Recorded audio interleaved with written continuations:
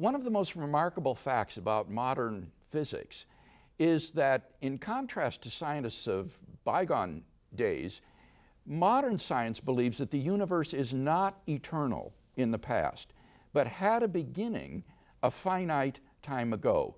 The controlling paradigm of modern astrophysics, which is the study of the universe as a whole, is that the universe began in an event called the Big Bang about 14 billion years ago. And I think that most lay people don't understand that, according to this theory, not simply all matter and energy, but physical space and time themselves came into being at the moment of the Big Bang. So that the Big Bang represents literally the origin of the universe out of nothing. Now, the difficulty is, of course, that out of nothing, nothing comes. To say that the universe just popped into being uncaused out of nothing would be worse than magic. When a magician pulls a rabbit out of the hat, at least you've got the magician, not to mention the hat. But on atheism, you have to say that the universe just popped into being uncaused out of absolutely nothing, which is surely absurd.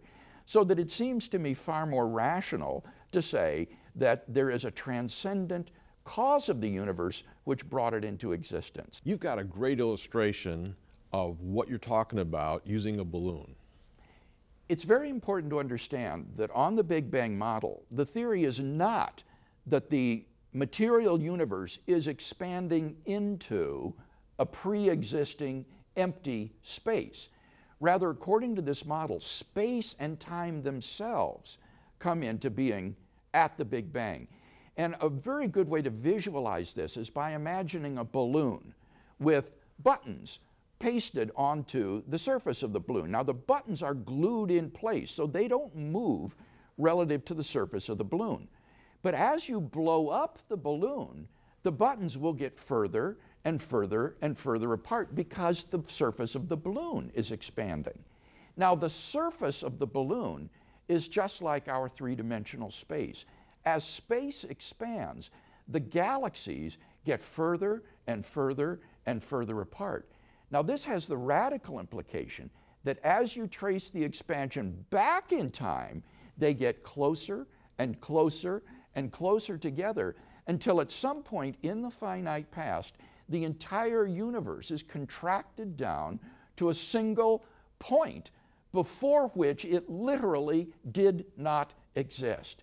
So that the controlling paradigm of contemporary cosmology is that the universe began to exist out of nothing about 14 billion years ago. Yeah, and I think that lay people pick up on the web, and they pick up when they're reading some of the scientific journals and even pop literature, is that philosophers of science are saying, stay tuned, because really, instead of nothing, this nothing is really something. And that's not what the theory is really saying. Explain that. There has been a great deal of misinformation in popular press and television shows about quantum mechanics with regard to the origin of the universe. It's said that in quantum mechanics you can get particles that fluctuate into existence out of the quantum vacuum, and that therefore it is true that something can come into being from nothing, and so you can get the universe coming into existence without a cause from nothing. What these persons fail to explain is that the quantum vacuum in physics is not nothing. It is not what the layman thinks of as a vacuum. The quantum vacuum is a sea of energy, a sea of violent activity governed by physical laws. It is most emphatically not nothing.